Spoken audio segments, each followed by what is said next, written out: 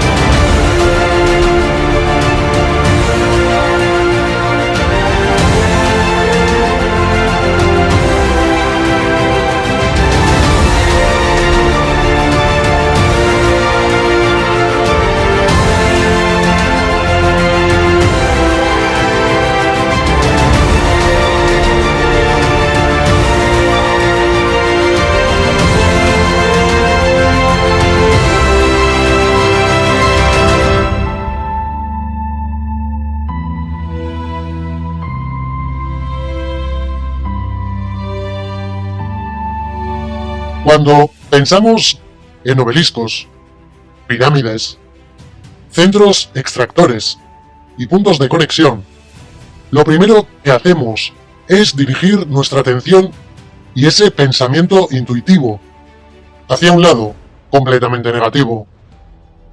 Pero olvidamos y obviamos que la energía dirigida hacia estos artefactos es movida y responde en función a nuestros pensamientos y motivaciones. Un pensamiento negativo generará en sí una energía negativa que alimente a esos seres o entidades, o incluso a ese egregor que seas capaz de generar tanto hacia ti como a tu entorno. Muchas veces, la pregunta obvia cuando nos planteamos si existe realmente algún tipo de energía que surja de nosotros es: ¿tengo ese poder? puedo verlo? ¿Cómo puedo demostrarme que existe? Como hemos podido ver en entregas anteriores, como la relacionada con el sun gazing, existen ciertos aparatos o máquinas, como la fotografía Kirlian, capaz de remarcar el aura energético. Pero si queremos dirigirnos a un campo sensitivo y vamos más allá con la idea de enfrentar esa realidad sin ningún tipo de máquina intermediaria, encontraremos otras opciones más sensitivas y simples, como la vibración que recorre tu cuerpo cuando accedes a ciertos lugares, como por ejemplo, una zona donde ha tenido lugar algún tipo de suceso extraño, ya sea una muerte, un evento catastrófico, o incluso algo más simple, como el, por ejemplo, acceder a un campo de fútbol o una iglesia, lugares que de por sí concentran energía generada y recabada durante años o incluso décadas.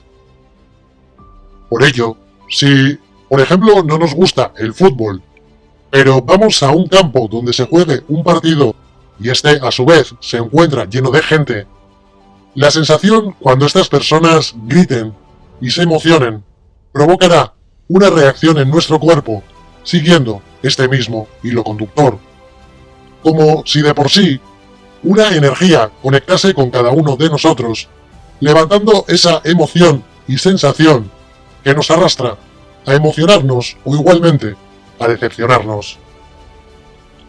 Y ese sentimiento de conexión y vibración es generado por el ser humano.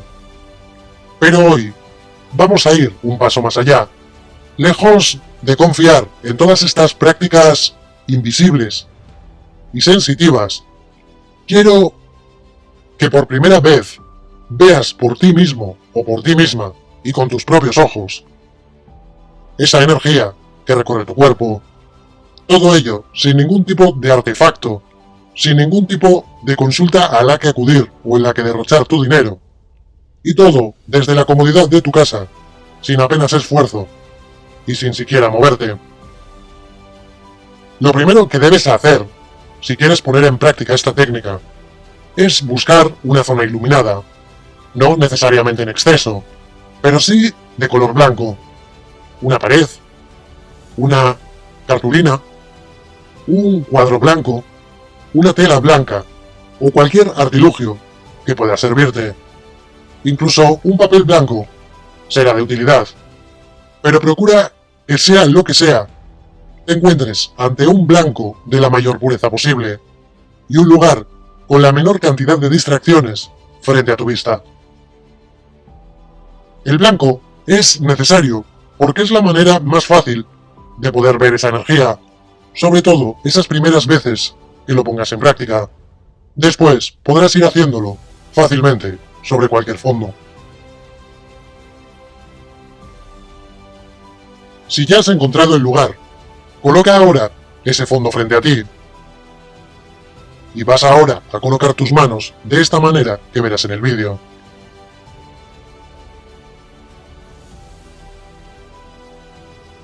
Una vez juntadas tus manos, retira los dos dedos superiores de la siguiente manera.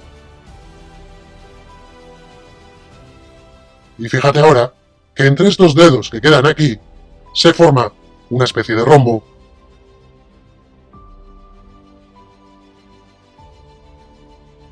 Fija tu mirada en ese rombo, siempre con las palmas mirando hacia ti, como si tus ojos fuesen la misma cámara que filma esta escena. Comienza a respirar de manera profunda, tratando de mantener tu mirada y concentración en ese punto y parpadeando al igual lo menos posible. Aproximadamente debería tomarte alrededor de 1 o 2 minutos, aunque probablemente necesites más o menos tiempo. Inspira y expira profundamente durante todo el proceso y sin apartar la mirada del rombo. Y una vez pase ese tiempo necesario, comenzarás y sin apartar la vista a separar y juntar tus manos muy lentamente como se muestra en la escena que estás viendo, realizando ese movimiento para después volver a unir tus dedos y realizar este acto durante varias ocasiones, cada vez separando un poco más y más ambas manos. A partir de aquí, deberías comenzar a ver la energía entre tus dedos y verás cómo ésta se despega lentamente de tus manos como un chicle o un suave vapor que se vuelve más fino a mayor separación.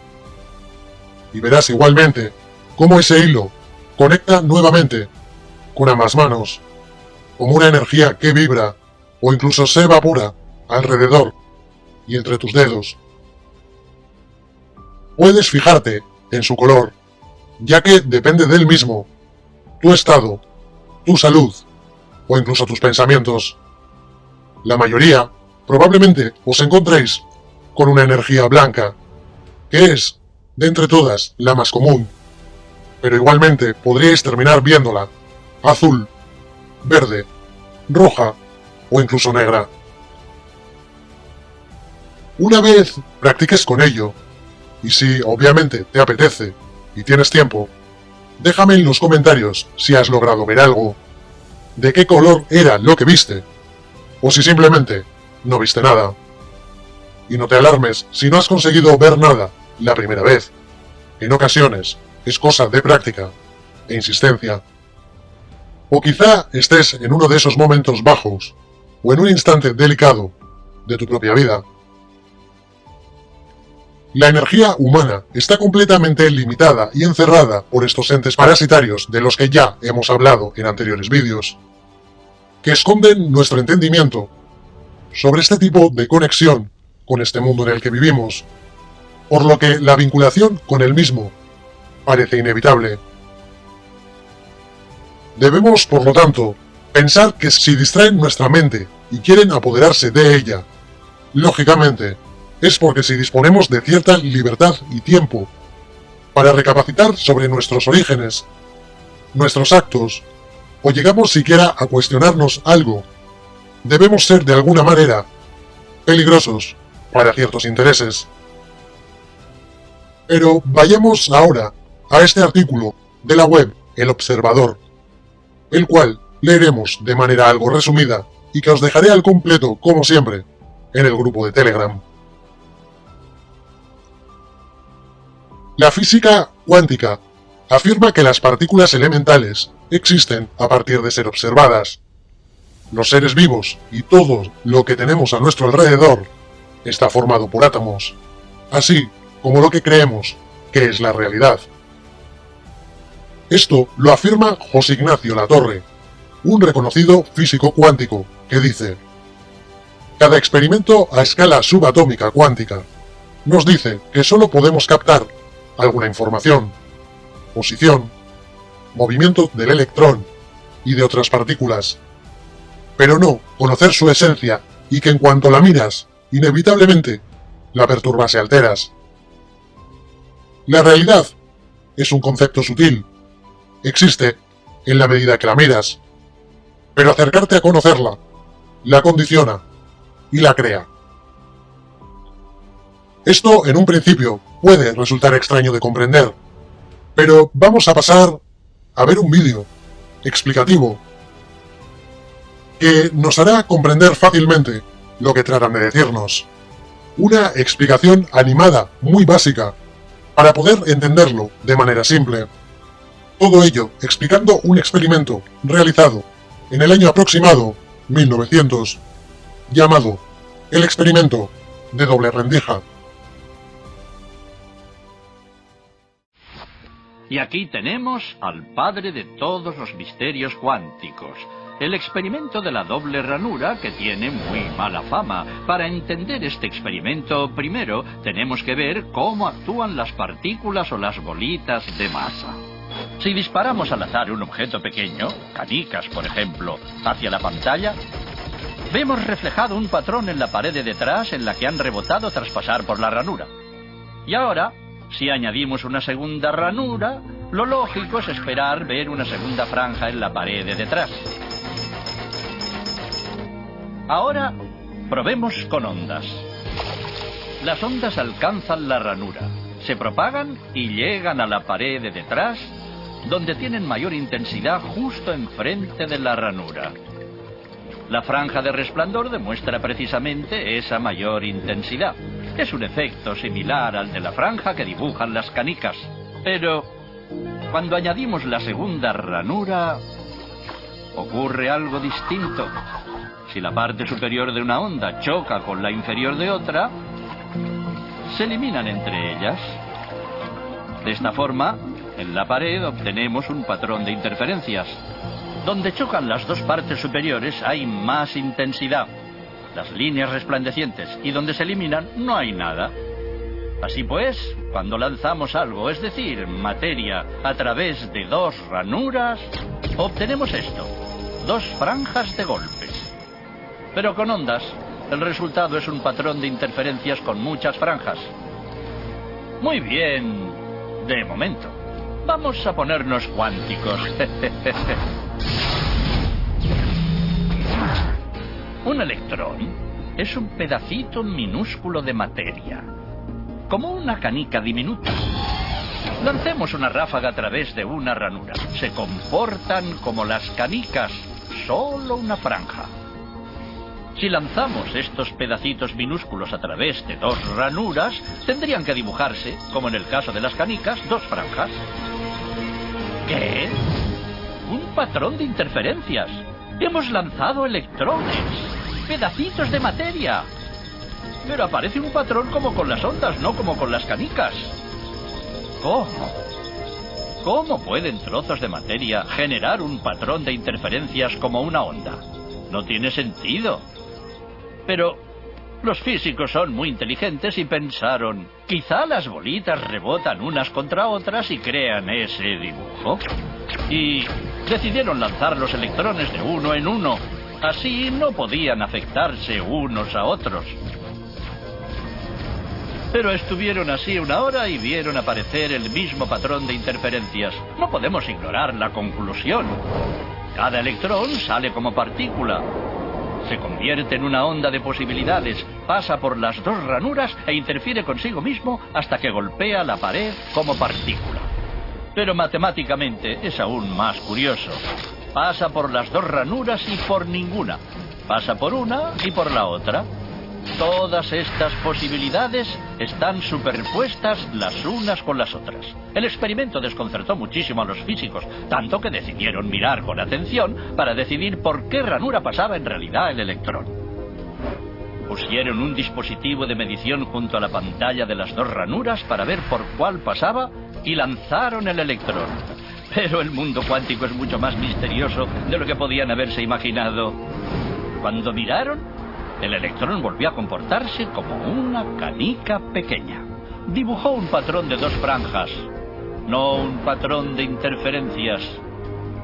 La misma acción de medir u observar por qué ranura pasaba conllevó que solo pasara por una, no por las dos. El electrón decidió actuar de manera distinta, como si fuera consciente de que lo observaban. Y en ese momento los físicos se adentraron para siempre en el extraño submundo de los acontecimientos cuánticos. ¿Qué es la materia? ¿Canicas? ¿Ondas? ¿Y ondas de qué? ¿Y qué tiene que ver el observador con todo esto?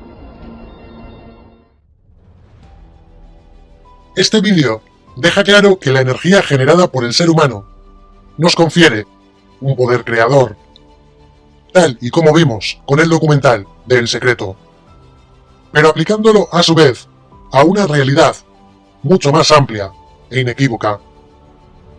Y si sabemos utilizarla correctamente y llegamos a entenderla, podremos recoger con el tiempo parte de sus frutos. Pero si por el contrario no recibimos ese conocimiento, o desvían nuestra atención del mismo con falsos pensamientos o distracciones, obviamente, jamás podremos siquiera intentarlo. Pero vamos a continuar leyendo.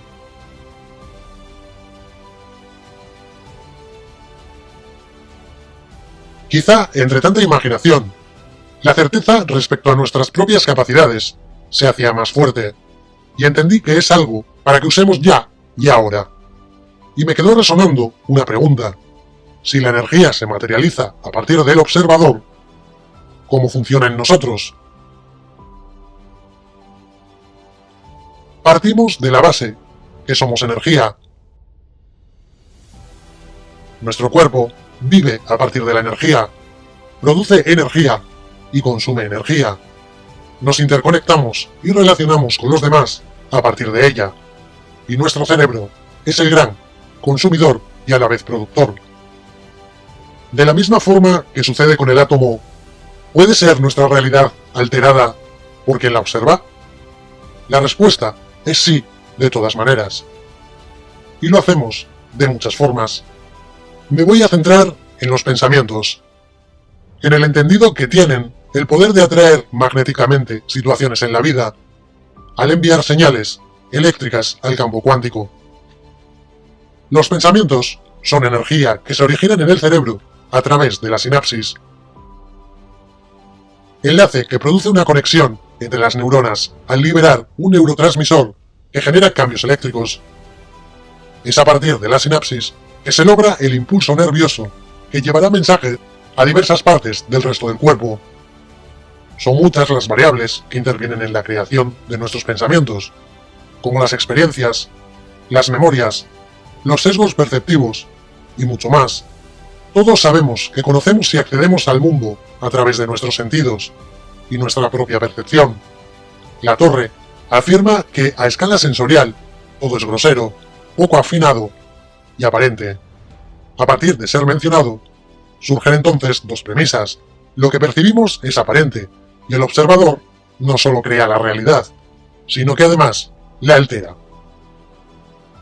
Siendo así, ¿cómo podemos modificar nuestra realidad a partir de lo que pensamos?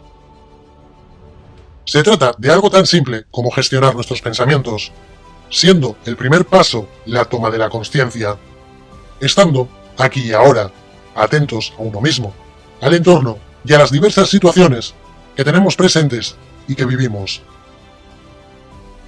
Es fundamental detenernos para darnos cuenta qué está pasando por nuestra mente, qué pensamientos tenemos y cuáles generamos. Al actualizarlos en nuestra consciencia, son factibles de alteración, tanto para reforzarlos como para cambiarlos. Como segundo paso, podemos escribirlos y posteriormente leerlos.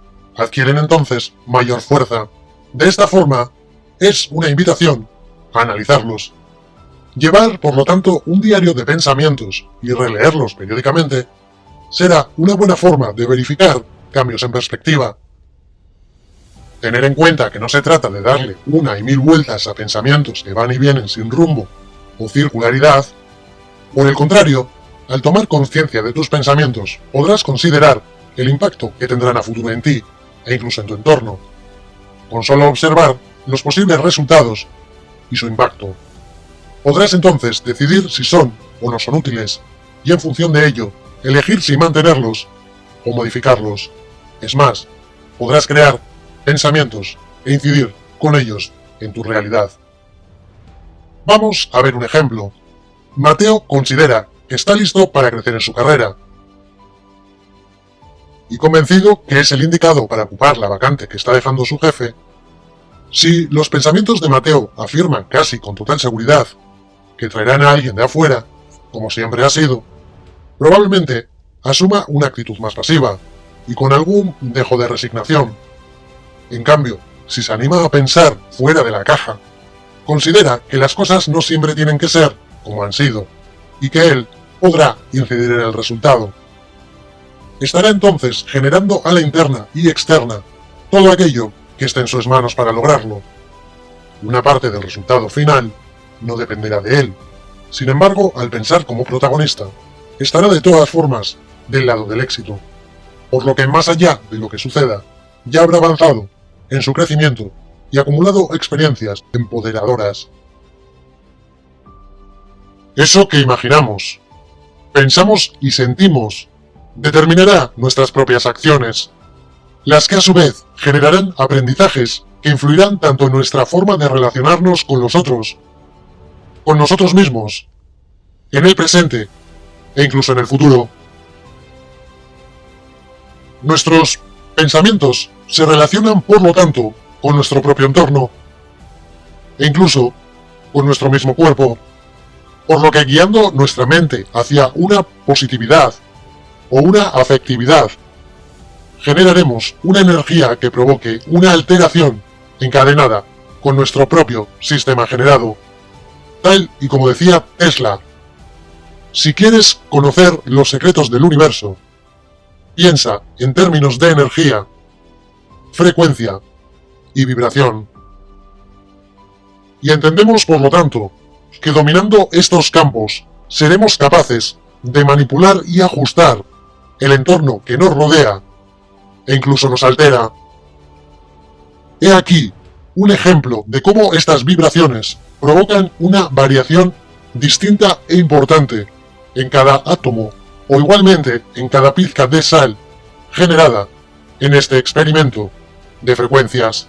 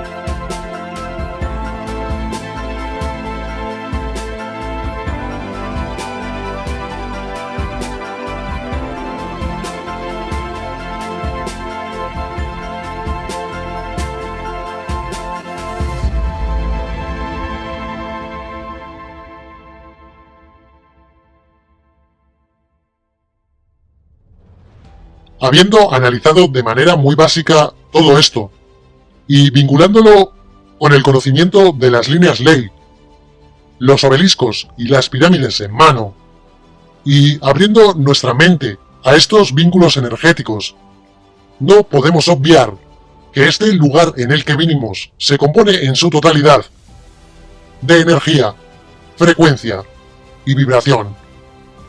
Y recordamos ahora cómo las pirámides y estos artefactos que han sido colocados en cada ciudad y rincón de nuestras vidas son capaces de emitir y conectar, vinculados tanto a las líneas ley que conectadas con la Tierra, como con el mismísimo Sol o incluso con nosotros mismos, caso que ya vimos en las pirámides de Bosnia al analizar su frecuencia o incluso en la Gran Pirámide de Giza. Artefactos que son capaces de emitir, sanar o incluso conectar de alguna manera, ofreciendo a quienes se acercan a ellos o quienes se introducen en ellos una peculiar sensación de bienestar, sanación o incluso positividad.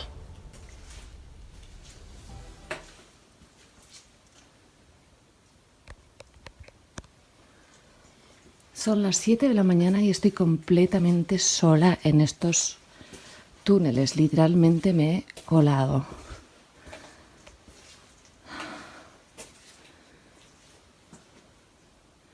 Es una pasada la sensación aquí dentro.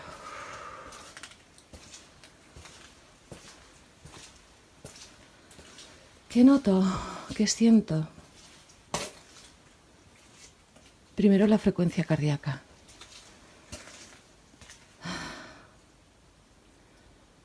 Siento como el corazón parece literalmente expandirse. Es una sensación curiosa.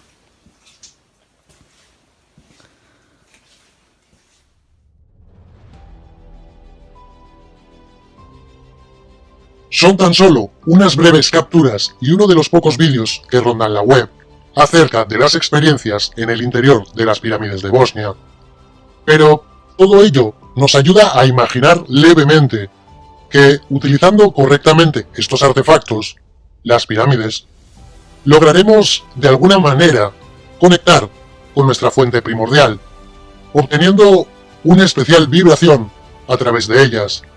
Pero siempre sin olvidar y recordando que debemos hacerlo primero, limpiando al completo nuestra mente de aquella negatividad o efectos que rodean nuestro entorno natural, aprendiendo a separar ambas energías y vínculos con ese poder dañino al que estamos constantemente enclaustrados y sometidos, transformando todo ello y siempre que podamos en una frecuencia afectiva.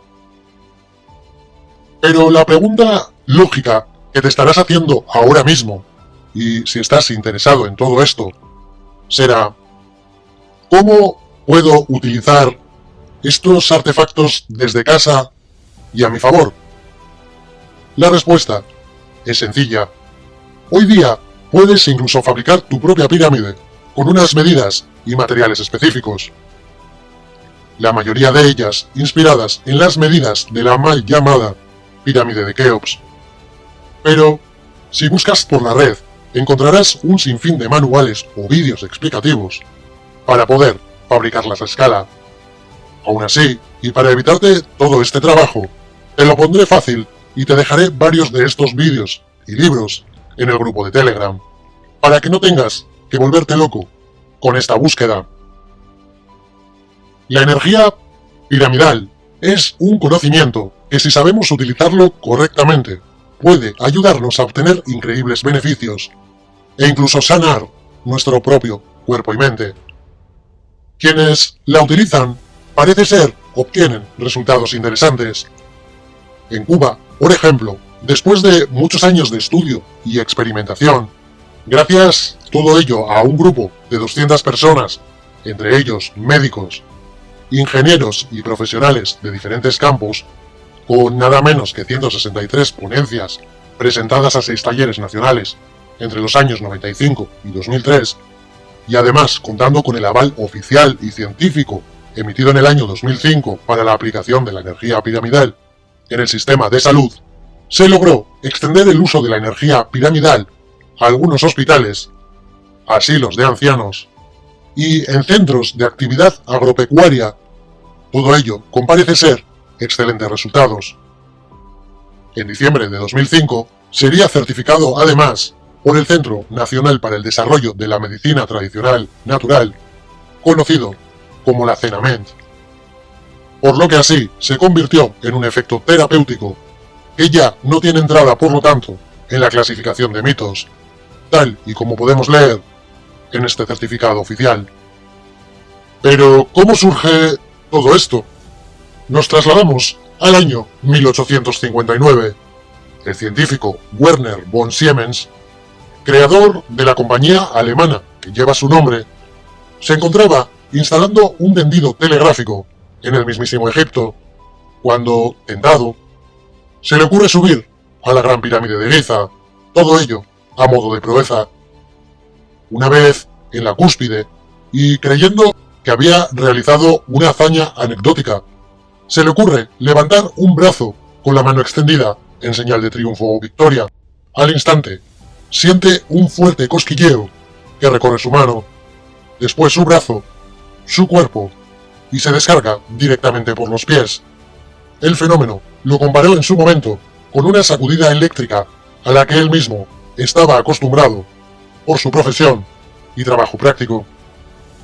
Pero no quedó ahí la cosa, ya que esto llamó su atención y decidió regresar y repetirlo de nuevo controladamente. Por sus conocimientos, sabía del efecto llamado la botella de Leyden, del cual vamos a ver un ejemplo para que sea fácil comprenderlo. This device is called a Leyden jar, or a Leyden jar. It's an electrical energy storage device, very much like a capacitor, and this particular one is dissectable.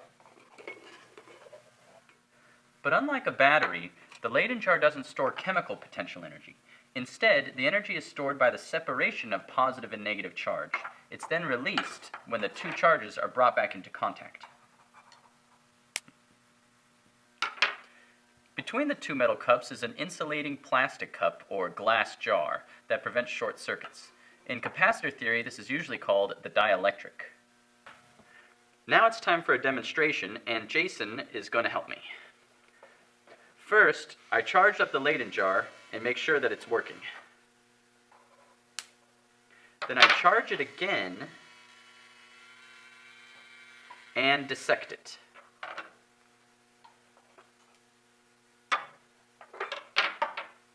Here you go. Here you go. And touch those together. All right. Then we reassemble. And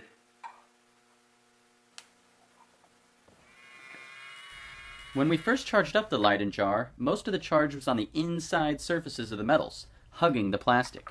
So then when we separate the pieces, the charge remains stuck on the plastic, and charge can't move on an insulator. So then when we reassemble, most of the charge is still there.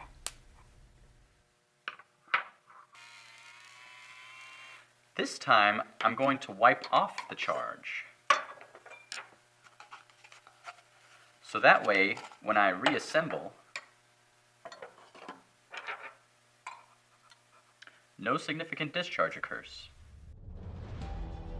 Continuando con la hazaña de Werner von Siemens, este localizó una botella provista de un cuello de metal, la envolvió en un papel mojado y subió de nuevo a la cima de la pirámide, colocando aquella botella por encima de su cabeza. Al instante de realizar esto, comprobó que la botella se cargaba de electricidad estática. Con cierta precaución, provocó conscientemente que saltara una chispa al tocarla. La carga era electricidad estática, o al menos eso parecía. Por ello, repitió esa misma operación en varias ocasiones, ocurriendo siempre el mismo efecto. Y aquí no acaban los hechos. En el año 1930, el radiestesista Anthony Bovis, en un viaje realizado a Egipto y visitando la Gran Pirámide, se encontró que al llegar a la llamada Cámara del Rey, en alguna de sus proximidades, e incluso dentro de ella, se encontraban esparcidos cadáveres de animales.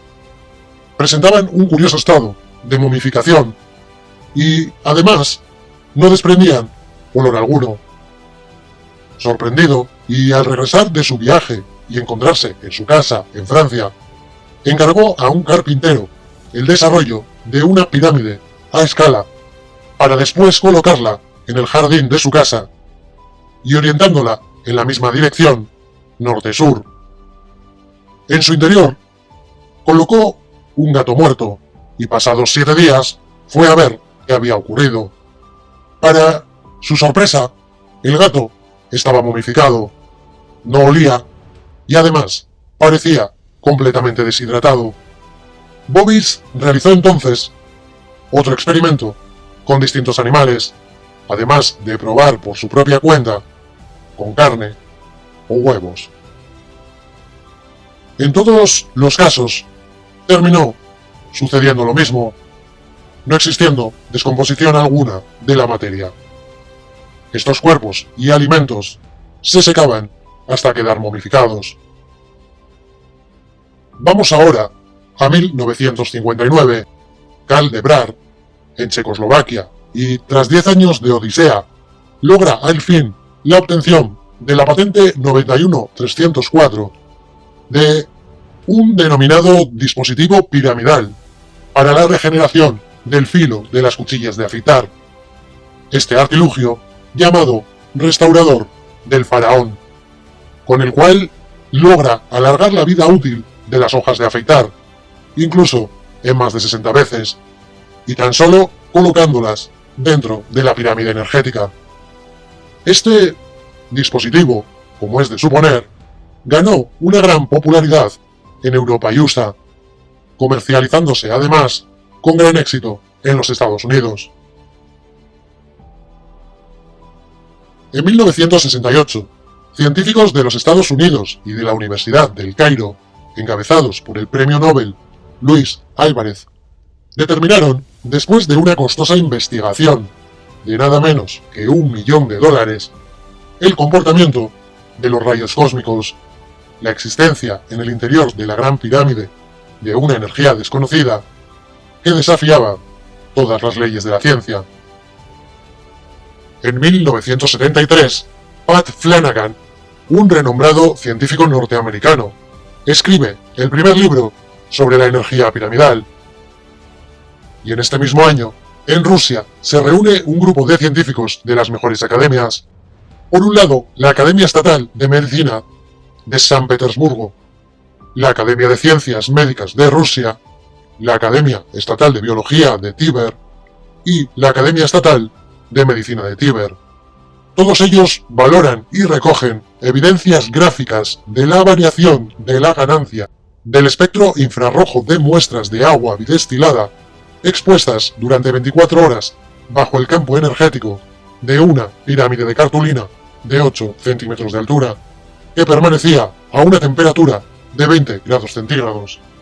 Por otra parte, en el Instituto Ivano-Vaskil de Virología de la Academia de Ciencias Médicas de Rusia, el profesor Kilmenko y el doctor Nosik constataron el efecto positivo del campo energético piramidal sobre el poder antiviral de la venoglobulina frente al virus del encefalomiocarditis. En la actualidad, incluso existen clínicas e instituciones que trabajan con la energía piramidal como método para curar enfermedades como el mismísimo cáncer. Una de ellas, el Institute for Human Improvement de Texas. Como vemos, es más que evidente que estos artilugios han ofrecido, cuanto menos, unos estudios y resultados bastante curiosos. Pero las evidencias no acaban aquí.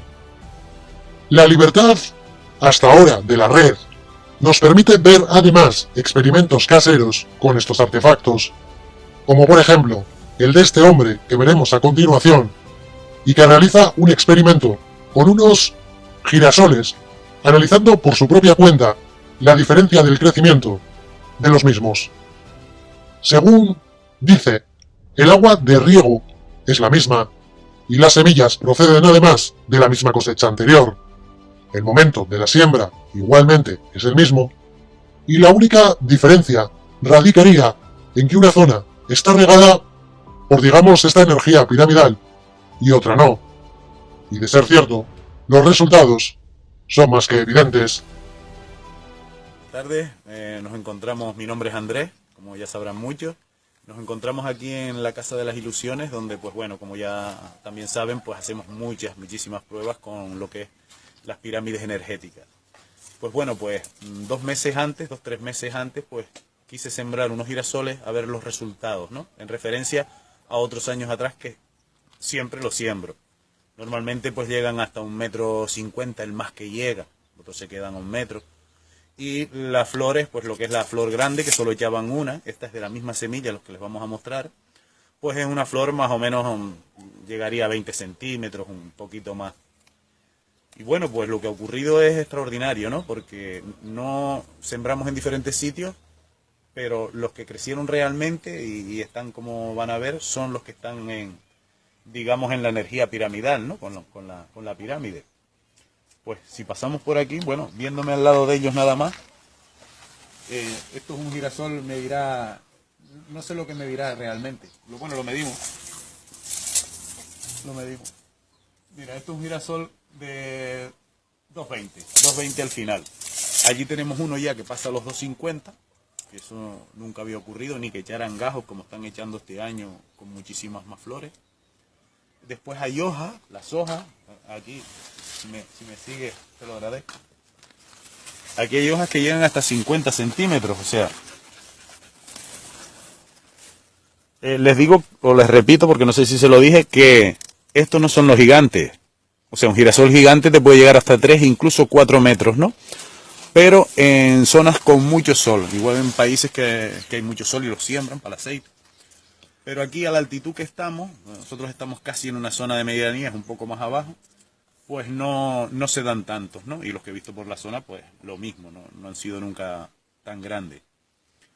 Pues mostrarles aquí, mira, este mismo, por ejemplo, este hecho, la punta es este, grandote que se ve aquí ya en un proceso que ya está tirando la flor.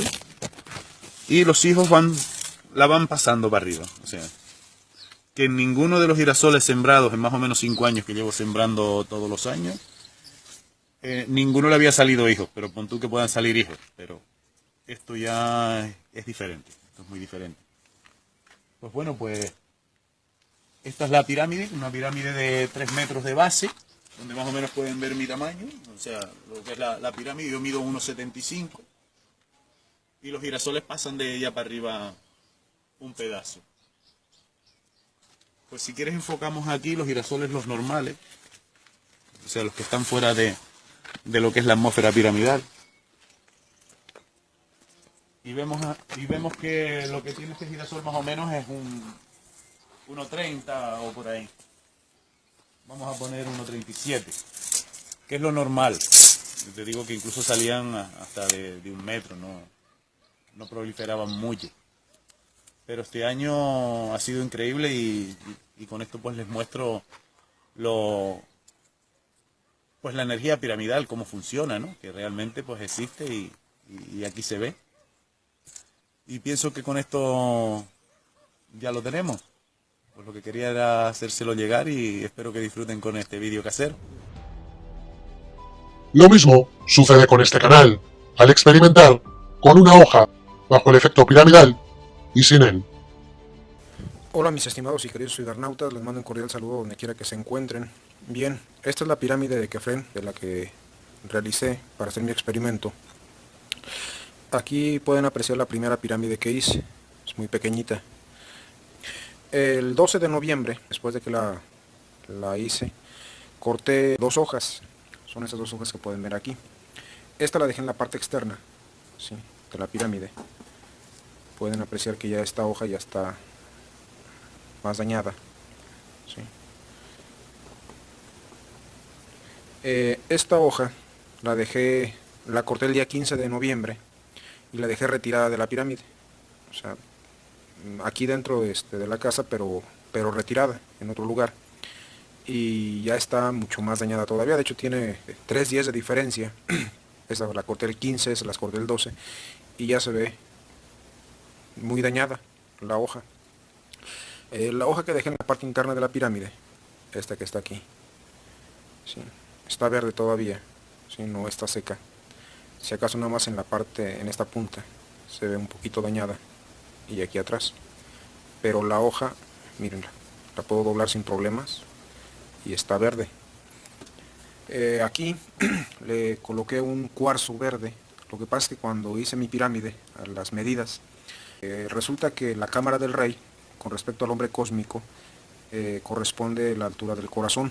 Y en el hombre cósmico está representado el corazón con el color verde. Entonces coloqué este cuarzo de color verde, ahí se lo coloqué. Sí. Esta pirámide utilicé este cable, este alambre, de hecho se lo retiré a un cable de telecable, ¿sí? Aquí pueden ver las puntas. Utilicé una varilla para torcerlo, de hecho lo tensé y lo fui doblando hasta lograr trenzarlo para darle rigidez, pueden apreciarlo. Sí. Y posteriormente pues lo soldé con un cautín de lápiz. Sí. De hecho es este cautín que tengo aquí, ya lo tengo enrollado, pero con este hice las soldaduras, sí, como pueden apreciar. No solamente hice el experimento con las hojas, de hecho, y también metí este rastrillo. Este rastrillo es un rastrillo que compré ahí en Soriana.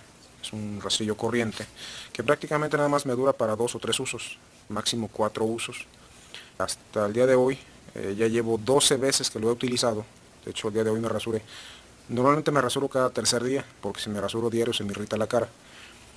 Y pues me volvió a servir y posiblemente lo vuelvo a utilizar una vez más. Pues esos son los resultados de mi pirámide. Hace muchos años hice un experimento también con un arroz hervido. De hecho ya hay varios videos en internet.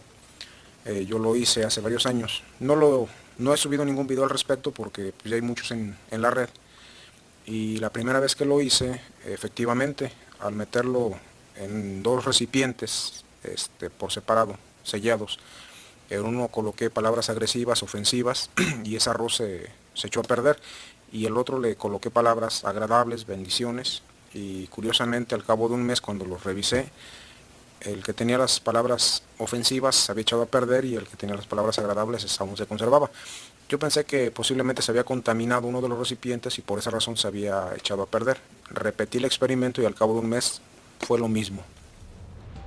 Y por último, un experimento con el que lograr el aclamado agua piramidal, un agua que se dice es agua alcalina y magnetizada, la cual con su uso frecuente puede lograr grandes beneficios para el organismo, y es tan sencilla de generar como veremos ahora en este experimento, nuevamente casero.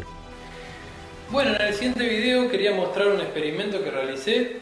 Fabriqué una pirámide, la hice de aluminio y cartón, una pirámide muy simple, para comprobar algunas cosas que había escuchado de que las pirámides, si colocábamos agua, se alteraba el agua, y dije vamos a experimentar, no se pierde nada con experimentar, además son materiales muy simples para fabricarlo, así que creé esta pirámide que está hecha de cartón y de papel aluminio y coloqué agua dentro de ella.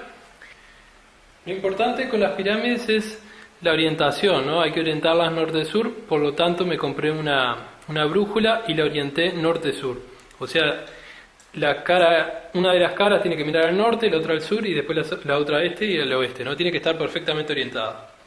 Y coloqué agua durante bastante tiempo, unas cuantas horas, agua común de la canilla, a ver qué pasaba, ¿no? Y obtuve unos resultados bastante interesantes que se los quería mostrar. Es solo con esa pirámide hecha de cartón, ya digo, y papel aluminio. Voy a mostrar la pirámide, cómo está hecha, no tiene ninguna ciencia. Es cartón y papel aluminio, ahí se puede ver cómo está fabricada, materiales muy baratos, era simplemente para probar. comprobar y experimentar, no se pierde absolutamente nada. Bueno, posteriormente a la construcción de la pirámide, que ya dije que era bastante fácil, lo que hice fue colocar agua dentro de la pirámide y observé que después de un par de horas se veían burbujas, un montón de burbujas, como parecía que el agua entrara en ebullición. Lo más importante cuando hagan esto es que tienen que tener una buena brújula, ¿no? La brújula, y ubicar cada cara de la pirámide según los puntos cardinales, norte, sur, este, oeste. Eso es muy importante, entonces siempre ubicar la pirámide adecuadamente. Bueno, una vez que la tienen ubicada adecuadamente y con el agua adentro, voy a mostrar cómo queda el agua y esas burbujas que desarrolla el agua, que van a ver que parece como que entraran en ebullición. O sea, se ve que afecta a la estructura de esa piramidal en algo el agua, ¿no? O la estructura del agua. Voy a mostrarles cómo quedó. Bueno, por último entonces lo que quería hacer era comparar, mostrarles. Por un lado, la que presenta tapa verde es el agua que fue sometida a la estructura piramidal, que estuvo dentro de la estructura piramidal por un par de horas. Y la de tapa roja es la misma agua, pero no se colocó dentro de la pirámide. Si la voy a acercar a la cámara, se puede ver que no tiene ni una sola burbuja. Ni una sola, ni arriba ni abajo, ninguna sola burbuja. Esta es el agua que no fue sometida a la pirámide. Y esta es el agua que fue sometida a la pirámide. Vean la cantidad de burbujas que tiene. Tiene millones de burbujas. Por arriba y por abajo. Está llena de burbujas por todos lados. Hay millones de burbujas. Y bueno, me pareció un dato interesante. Siempre hay que investigar todas las cosas. Y bueno, y animo a la gente a que investigue, a que haga sus experimentos con estas estructuras piramidales, que a su vez son fáciles de hacer. Ya digo, es un poco de cartón y un poco de papel de aluminio. Y probar y experimentar, ¿no? Me llamó la atención los resultados. En teoría, estas pirámides serían capaces de preservar trozos de fruta durante largos periodos de tiempo, e incluso de evitar que las cuchillas de afeitar se mellasen y hasta que fuesen capaces de recuperar su filo. ¿Qué ha quedado de todo esto? Según diversos investigadores, dichas estructuras concentrarían energía a partir de magnetismo terrestre. Quienes sostienen esta idea afirman, además, que las pirámides poseen la capacidad de mejorar la calidad del agua, recargar pilas e incluso baterías y favorecer la germinación de las semillas, reducir también los dolores, aumentar incluso la inteligencia y la vitalidad física, reforzar el sistema inmunológico, acelerar también la acción de los medicamentos, eliminar los radiales libres, que son tan perniciosos para nuestro organismo, y aseguran que la energía que fluye en las pirámides es capaz incluso de reordenar las moléculas de la materia, viva o inerte, y eso desembocaría en la regeneración de sus estructuras moleculares, incluso ralentizando el proceso del envejecimiento. Si deseamos, por lo tanto, construir nuestra propia pirámide, algo muy importante y a tener en cuenta es que no debemos emplear materiales ferromagnéticos, como por ejemplo el hierro, el cobre o el níquel, ni tampoco otra clase de materiales diamagnéticos, como pueden ser el oro o el grafito, ya que estos provocan a su vez un efecto contrario en el cuerpo o incluso dañino.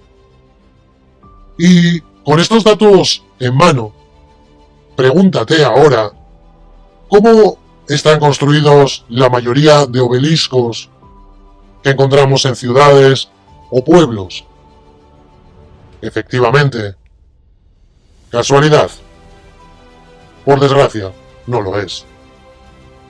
Con estas pautas, debemos saber que los mejores materiales serían, por lo tanto, los materiales paramagnéticos, en especial el aluminio, siendo también posible emplear vidrio, madera, plástico o incluso cartón, aunque estos debemos saber y remarcar que son menos eficientes y tardarán un poco más en actuar sobre nuestro organismo. La pirámide más perfecta, en caso de querer hacerla de manera casera, sería aquella que tiene las mismas proporciones a escala de la Gran Pirámide de Giza. No necesariamente tiene que ser exacta, pero sí lo más aproximada posible a estas cifras. Una vez tengamos la pirámide en miniatura, deberá usarse con una de sus caras orientada hacia el norte magnético de la Tierra, lo cual se puede medir empleando una brújula. Si queremos mantener las dimensiones a escala, aproximadamente, los triángulos laterales deberán medir 14,6 centímetros de alto. Así, al desplegarse para formar la pirámide, esta será una copia en miniatura de la original. Un conocido piramidólogo, que personalmente no conocía, y que agradezco a uno de los suscriptores, con el seudónimo Jesus, por la introducción en este campo. Y este piramidólogo es conocido como Gabriel Silva, del cual tenéis vídeos y entrevistas también en el grupo de Telegram. Traerlo al canal extendería el vídeo en exceso, pero si os interesa, es fabricante de este tipo de pirámides. Por si acaso no queréis fabricar la vuestra y preferís comprarla, en su web piramicasa.com encontraríais estos artilugios. Este piramidólogo, a juicio de cada uno queda, contó en su momento una anécdota sorprendente. En el año 2005, había dejado un yogur de cabra sin conservantes dentro de una pirámide situada en una habitación de su casa. Aproximadamente un año y medio después, según nos relata, y ya en 2007, el yogur seguiría mostrando un aspecto perfectamente saludable. Silva dice, incluso, que comió la mitad. Pero vamos a ir finalizando este vídeo con el último tramo, ya que el tiempo, si no, se nos va a ir de las manos. Quizá más adelante continuemos con una segunda parte. Todo ello, obviamente, si estos temas os interesan. Nuestra mente se compone de dos partes. Por un lado, la mente subconsciente, capaz de mover cerca de 40 millones de bits de datos por segundo. Y por otro, la mente consciente, capaz de generar tan solo y a diferencia 40 bits por segundo, siendo por lo tanto 1.000.000 de veces inferior a la anterior mencionada.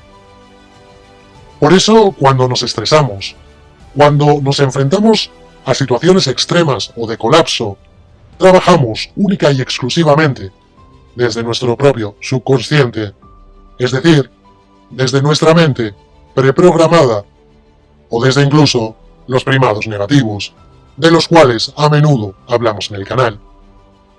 Con este conocimiento adquirido y evidenciado, provoca en nosotros reacciones automáticas e inculcadas, ya sea por nuestros padres, amigos, la escuela, la televisión o la mismísima prensa, lo que viene a ser el adoctrinamiento sistemático, al cual no cuestionamos nada y está grabado indirectamente en nuestra mente.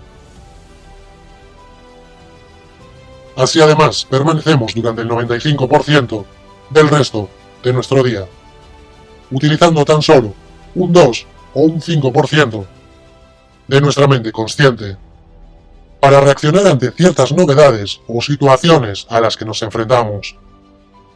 Pero esta mente consciente generalmente se deja guiar por la mente subconsciente, ya que ni siquiera se molesta en prestar atención, si nosotros, por nuestra parte, no se la damos.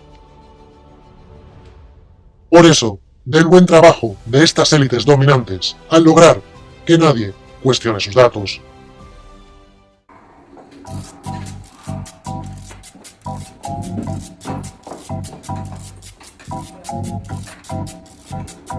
Nuestra idea sobre el funcionamiento del cerebro ha variado, desde considerarlo un espejo donde el mundo exterior se refleja cada instante, a verlo como el creador de la realidad, adelantándose a lo que pasa alrededor.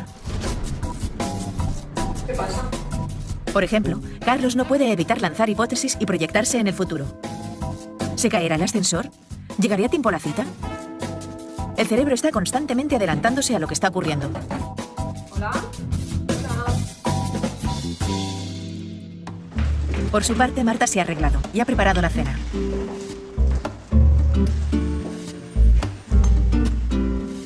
Todo está listo, pero Carlos tarda y ella se impacienta. Antes de que llegue Carlos, el cerebro de su chica ha tenido tiempo de pensar en las más remotas posibilidades. ¿Habrá tenido un accidente? Se retrasa demasiado. ¿O no? Lo mismo está con otra. No sé. Prefiero no pensarlo.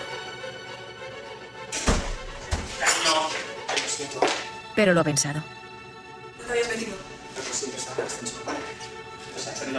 Y ahora que tiene a Carlos frente a ella, no puede evitar el notar ese nuevo aroma. ¿Cómo parece más desaliñado y nervioso que de costumbre? ¿Y esos cabellos en su camisa? Ya no le quedan dudas. Carlos ha estado con otra. ¿Cenamos? Nuestra atención es selectiva y amplifica o filtra la información que le llega del mundo exterior conforme a nuestros propios propósitos y deseos, creando hipótesis del mundo que, junto a las memorias que retenemos en nuestro interior, guían y manipulan la información sensorial para crear nuestra realidad particular. La percepción de la realidad es una construcción de la mente. La eterna pregunta sigue aún sin respuesta. ¿Conocemos la realidad o solamente pensamos en ella? Nuestra mente es el umbral entre el mundo físico y nuestro particular mundo de pensamientos. Fíjate ahora en cada una de estas imágenes.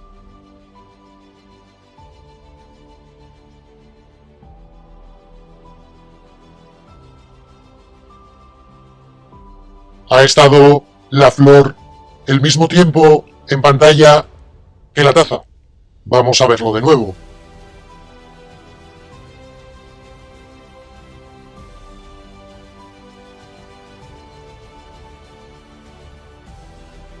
Aunque parezca que la imagen de la flor dura un poco más, en realidad, ambas duran lo mismo.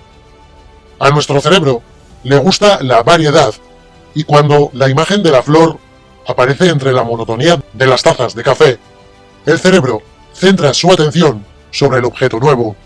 Aquí es cuando la parte consciente se activa, haciendo que lo percibamos como si hubiera aparecido más tiempo en pantalla, aunque esto no sea así. Cuando un suceso se repite, el cerebro se guía por la parte subconsciente, siguiendo, por decir de alguna manera, un patrón marcado y aprendido. Pero cuando algo nuevo aparece frente a él, el cerebro se detiene a analizarlo, porque por sí mismo no tiene cómo predecir lo que va a suceder, disparando entonces las señales de alarma y activando la parte consciente para que aprenda de la nueva situación. En nosotros está marcarle las nuevas pautas, decidir si se amolda a lo ya establecido o tratar de buscarle una nueva lógica. La mente consciente es capaz de generar y crear libre albedrío, siendo a su vez capaz de controlar cada acto del cuerpo.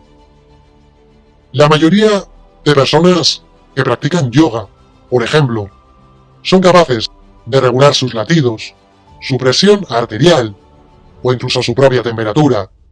Y quienes sufren dolencias, o por ejemplo, quienes son creyentes en algún tipo de milagro o religión, en ocasiones salvan su vida debido a esta fuerza generada en su mente consciente, habiendo incluso casos milagrosos, de los cuales podemos hablar más adelante, y que además están evidenciados mediante documentos.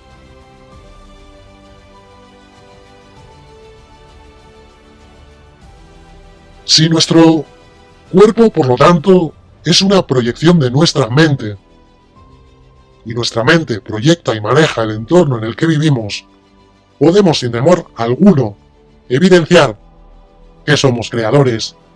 Creadores que por desgracia han sido bloqueados o limitados de su camino existencial, de su consciencia y de su propio conocimiento.